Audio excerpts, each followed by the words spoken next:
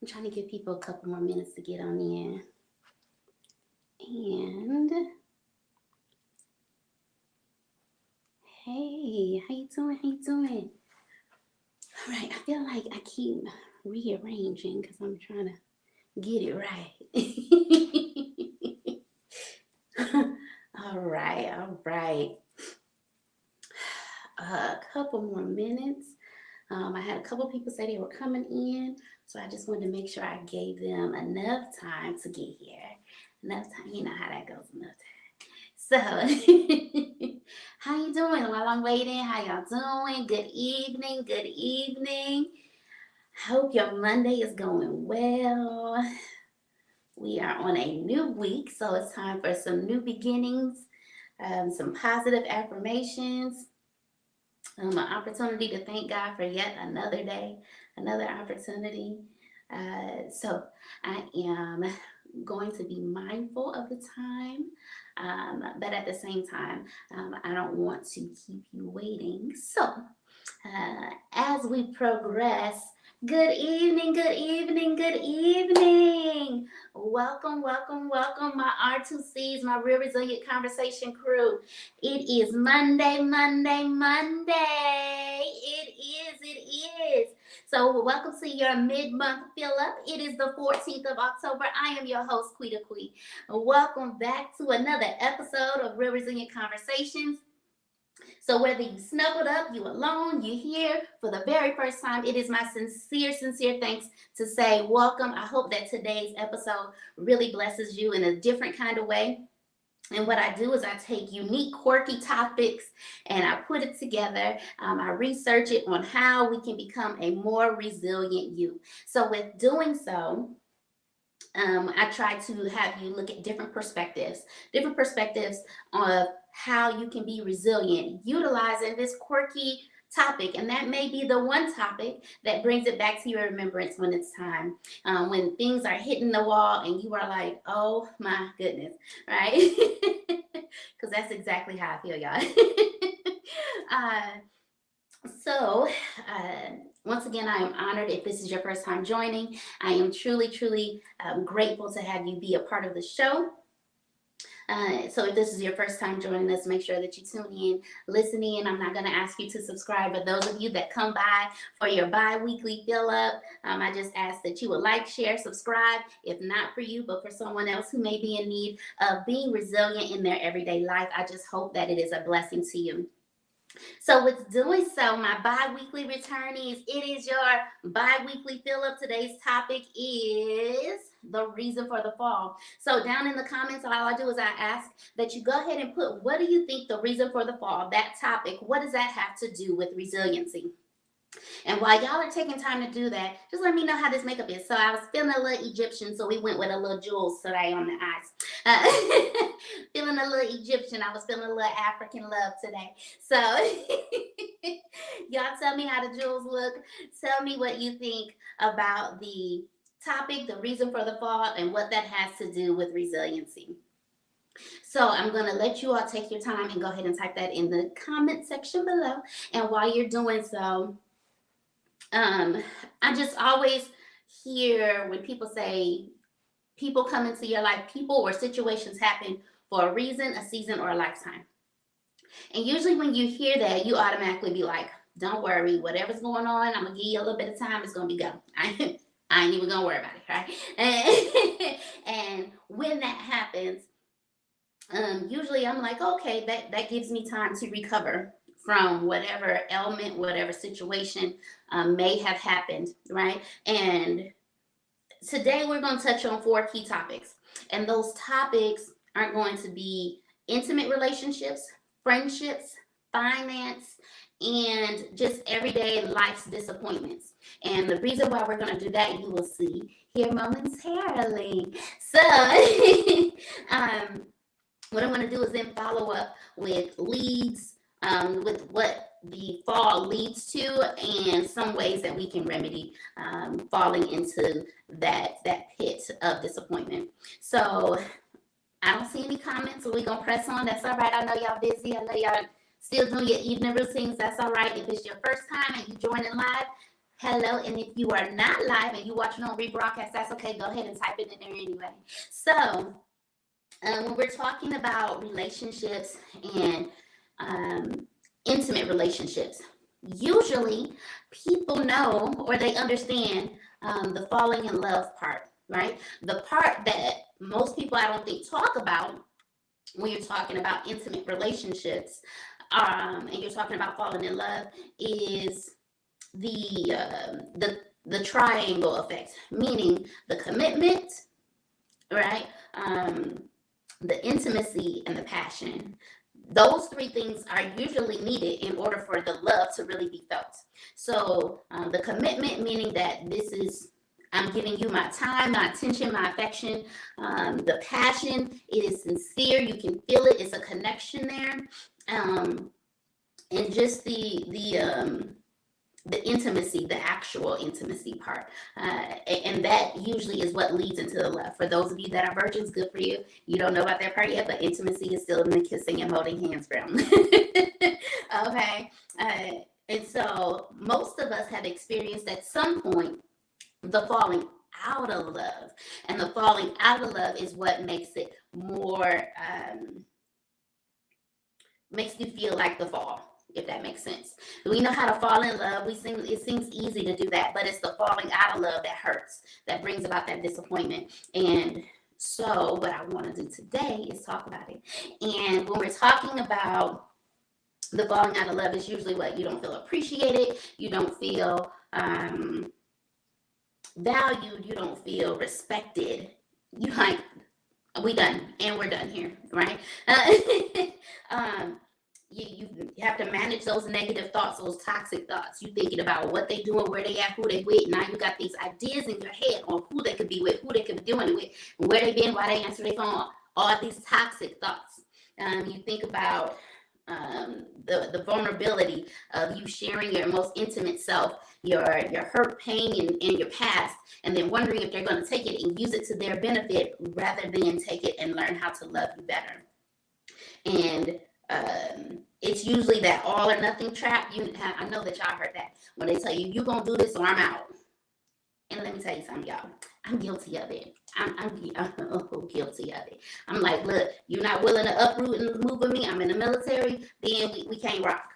We can't rock. And that all of nothing was a toxic trait. I didn't even know.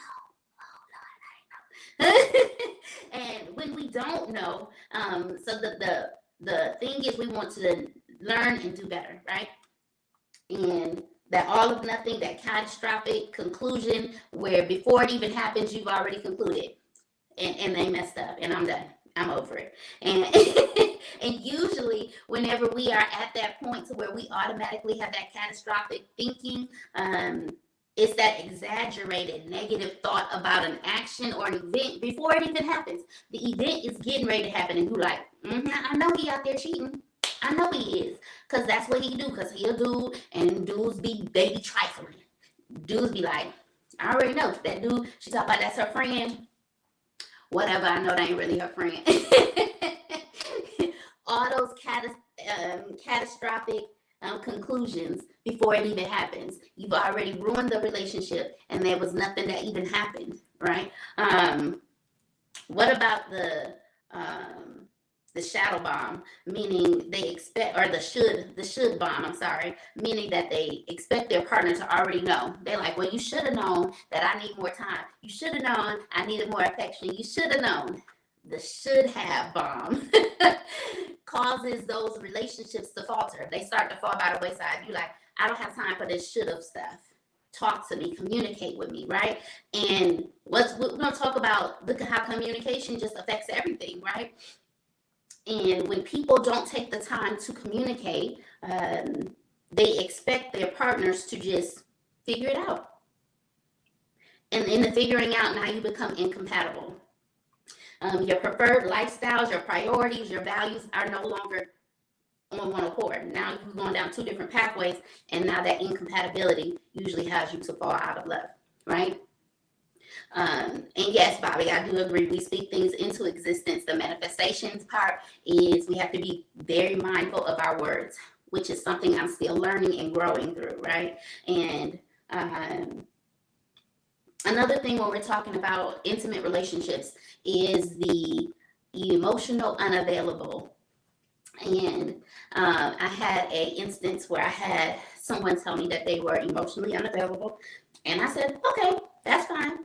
And they were surprised because they were like, "Well, a woman like you, I didn't think would even entertain a man if he's not if he's emotionally unavailable." And I stated, the part that you're telling me that you're emotionally unavailable is not really a true statement. It is a protective measure in my mind. I said, so let's just take the time, hang out, let's see where it goes.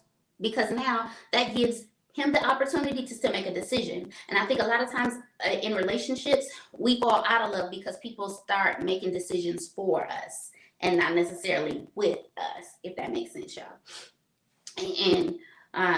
So usually emotional unavailability comes from childhood, trauma, past relationships, mental health, circumstances, or just say priorities have changed, right? Emotional unavailability comes from something. It is rooted in something else. You don't just say that and then it just is so. Okay. When we're talking about falling out of love, what happens? Lack of trust, lack of respect, poor communication, differences in values, differences in priority, no sex, no intimacy, or very little of it. And when that happens, what happens? People like, I can do bad by myself. Let me find somebody else that want all this goodness. They like want this goodness. You don't want it that side. So, intimate relationships sometimes bleed over into our everyday lives, right? And our everyday lives also include friendships. So friendships is part 2 of what we were going to talk about. And I was listening to Pastor Darius, and Pastor Darius Daniels stated that friends are what family should be without the last name. So if you're thinking about it, your family, you expect them to call you and check up on you, make sure you're good. But sometimes it's your friends that do it more than your family. And you like, well, okay, this is more so my family than what I've been getting, right? And for some people that come into your life are investments and some are bills.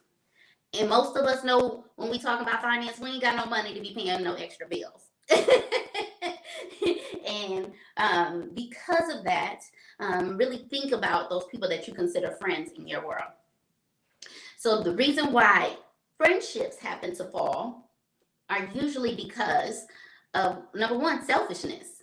How many times have y'all been with a friend and all of a sudden they expect you to pay for everything? They expect you to do for them. They expect you to watch over them. They expect you to do everything they need you to do. It's always a take, but it's never a reciprocation. It's never a giving.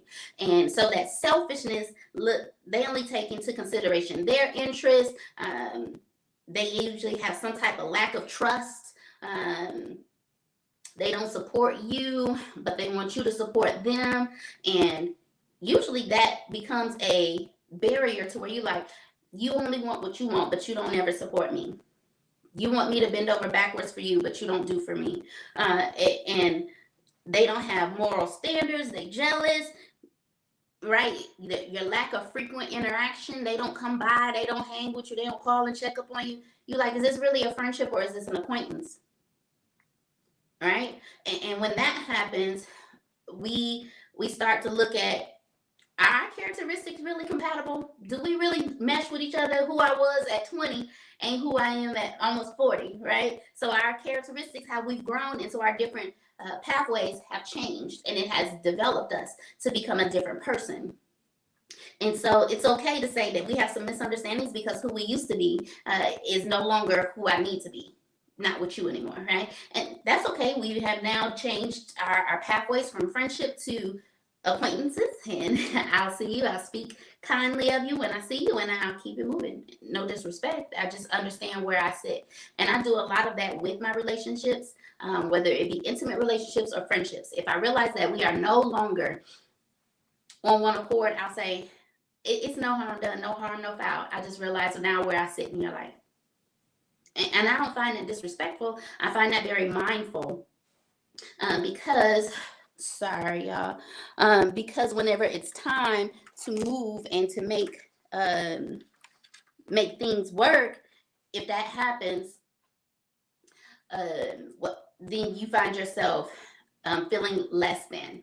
And the perspectives of your friends and family with those relationships, I'm sorry, those friendships, when your friends, your family, your significant other don't like your friend, it's something up with that, right?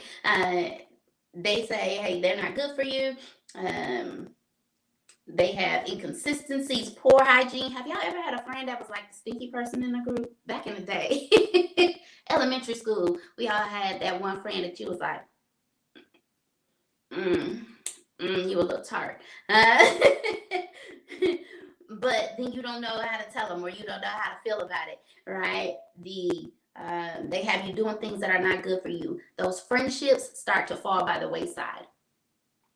And when that happens, it takes a toll onto some of your intimate relationships, your family relationships, your other friend relationships. And so really be cognitive of those things that fall by the wayside.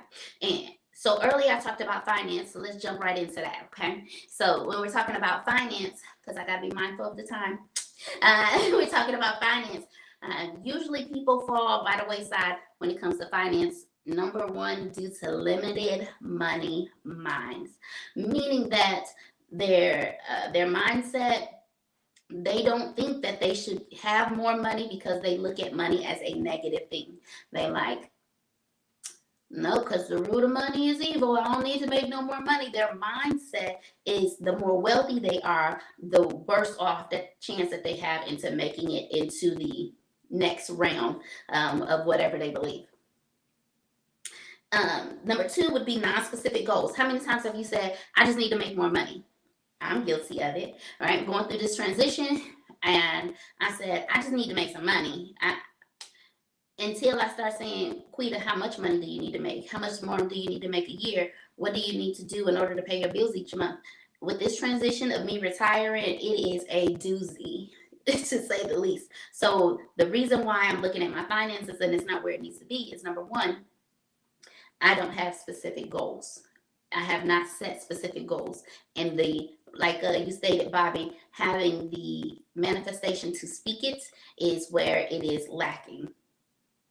Debt is number three, not looking at where your debt really is and not figuring out how you can accomplish those goals in order to get that debt off of you. And number four would be procrastination. So you know that you have the debt, you know that you don't have goals, you know that your mindset is not right, but you procrastinate in trying to figure out how to get it there, how to get better, how to make it be a successful transaction, a successful transition. You know that you should do something about it, but you don't take the time to do so. Number five would be fear. I never thought fear would be connected with finance, but when you're looking at it and when you research about it, they fear of taking the chances of investing, of losing money, so then they hold it. So yeah, I know back in the day, you used to hear how everybody used to stuff their mattresses with the money. Because they were scared of putting it in the bank and trusting someone else with their money. And so now it's the same thing. They have that fear that's starting to come back. So now people are trying to find other ways to hold on to their money, to put it in different places. So that way it won't all be taken out at one time. And it's because of number six as well, not having enough income. Need I say more? Inflation on everything. We need more income. And that's usually because, they rose up the minimum wage trying to help us because of inflation. And it is hard. It is harder to do when we're looking at how can I become successful. And it's because we don't choose a financial success. We know that there's opportunities. We know that there's an opportunity to decrease our debt, but we choose to put our money elsewhere. We choose to go spend it. We choose to go eat. We choose to get this new outfit. We choose to get a new car. We choose to put our finances elsewhere. And the last one is not getting financial advice. And that financial advice, even when I started, right? I started with Primerica. I was still trying to figure out how my finances was going to work for me. And then all of a sudden, I said, okay, I'm gonna figure it out. So if you got questions, you want to know about this Primerica thing, about this budgeting thing, get with me after the show. Okay. So real quick, let's look at some of life's disappointments and how it affects your everyday fall, so to speak. So number one big thing, because all of us at some point have experienced it, the loss of a loved one. And the loss of a loved one usually brings about that disappointment, whether it's expected or unexpected. It's still a loss, and it still affects us in a negative way. It still plays in your mind over and over again. The what ifs, the blaming, the shifting of energy, all of that happens during the loss of a family member, loss of a close friend, right? Depression and anxiety start to creep its way in there, worrying about the past or anxious about the future. All of those play a part in the everyday life's disappointments. What about low standards or no standards or no boundaries? Or you allow people to knock over your boundaries and do whatever they want, right? That usually leaves you at a fallen place, mentally, emotionally. Managing expectations would be the next thing on my list. Managing expectations. I have a friend and we talk about that all the time. Manage my expectations. So I expect you to fail. So then when you don't fail, it's a surprise to me. It's like, oh, you did great. This worked out wonderful. And managing expectations is the pathway to heartache, because you either say, okay, I expect everything to work out great, and as soon as it doesn't, your heart is broken. And so you have to manage your expectations with what is realistic versus what you desire. Disappointments turn us into overachievers, and I had to look at myself and say, oh, Quita, are you an overachiever? And is that why you have these disappointments? And it's because we decide that it is best not to have high expectations. If I have low expectations of a person or a situation, you don't really expect it to work out. You're like, okay, if it works out, great. If it doesn't, great.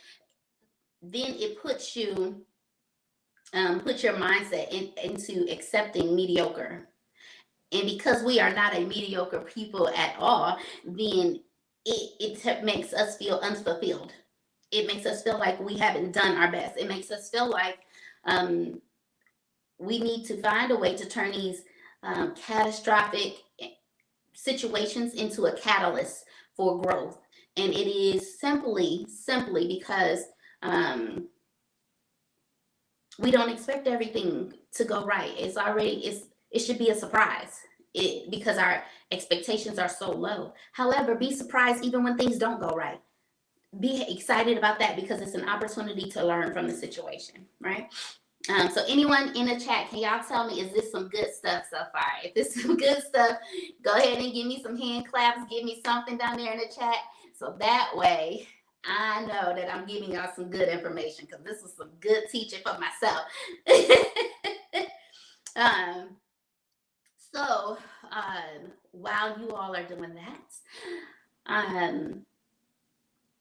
let's talk about what happens if what the fall can lead to, right? If not resolved, what the fall can lead to. So it usually leads to attributing to the negative thoughts, right? It becomes a part of who you are. You make that a part of your mindset.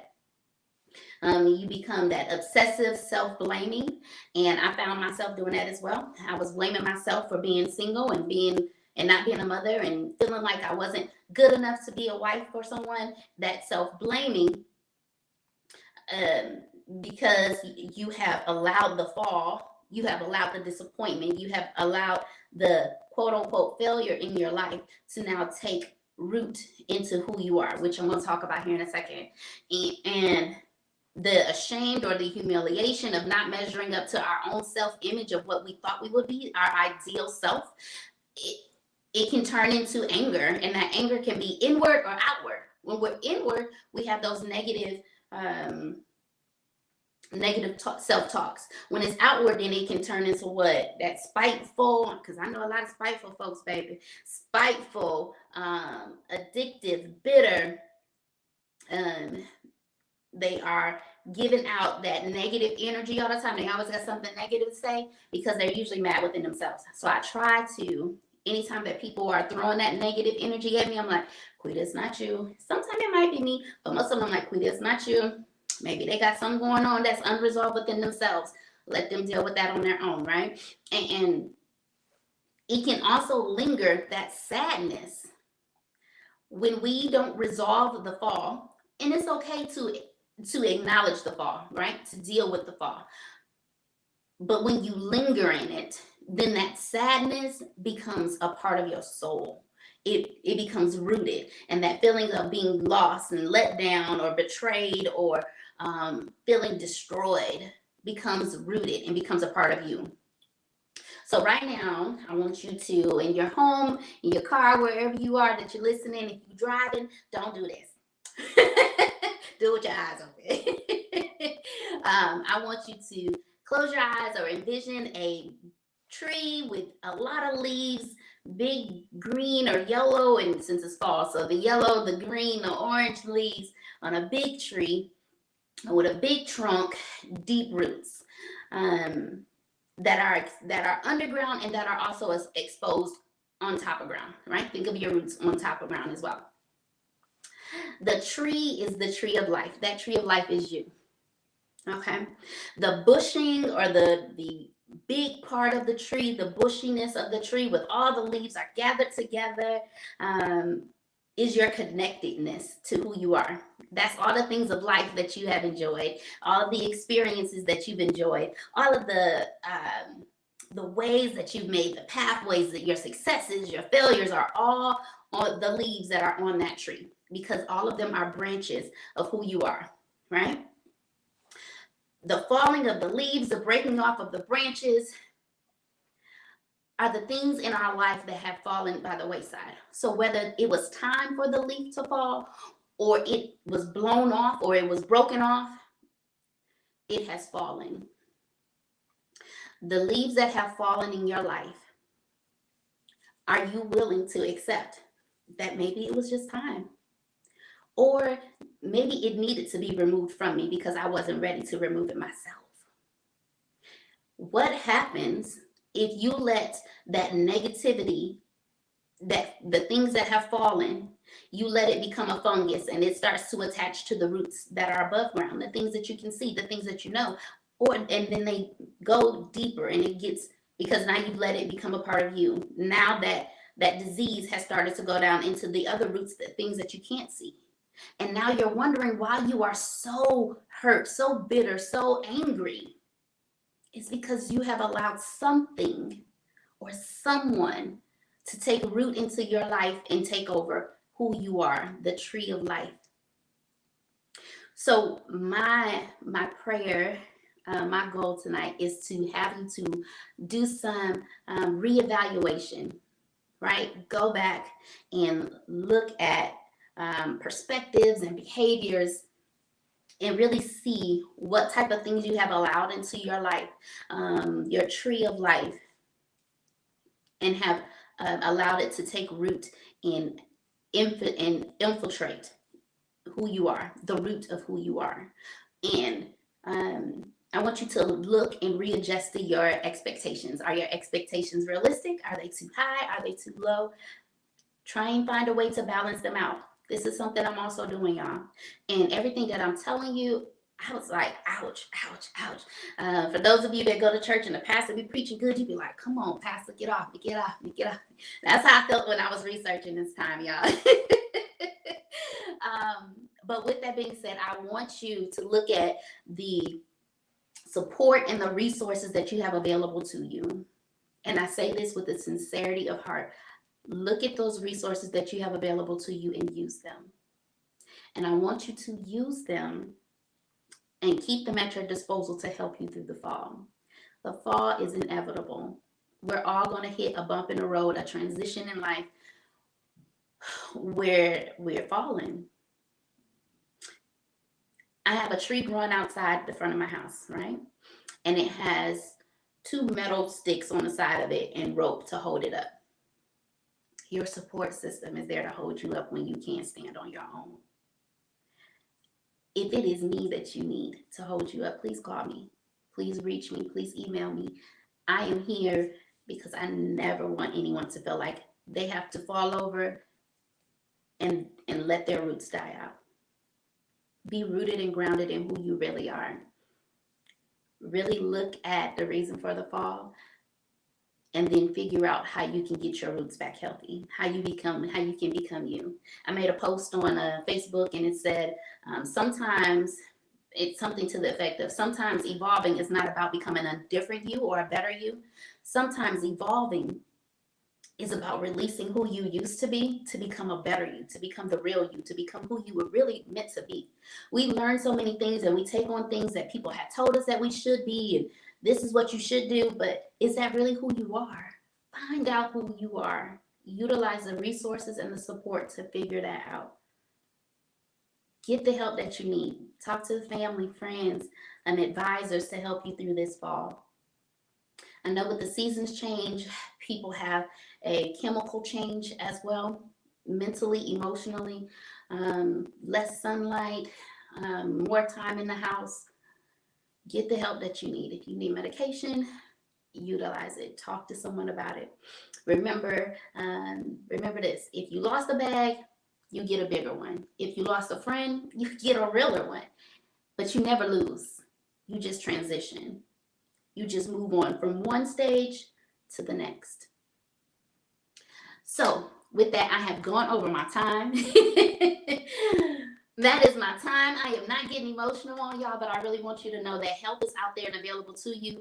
This is a time to really get rooted and grounded, because I found myself being uprooted, and I felt like my roots were above the ground, and I felt like I was tipping over, and I didn't lean to the people that I really felt like I needed to get through these hard times. And so reaching out to the people that have been able to say, hey, it's okay.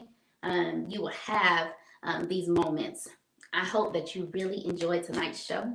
And I pray that I've said something that has moved you, if not for you, but for someone else. I just ask that you like, share, and subscribe so that others can continue to grow with us. So with that being said, come back. We still got 2 weeks for the end of month show out, right? End of month show out. We are going to be here on the 28th of November. So it's going to be after y'all finish eating good. Everybody got your stomach all full.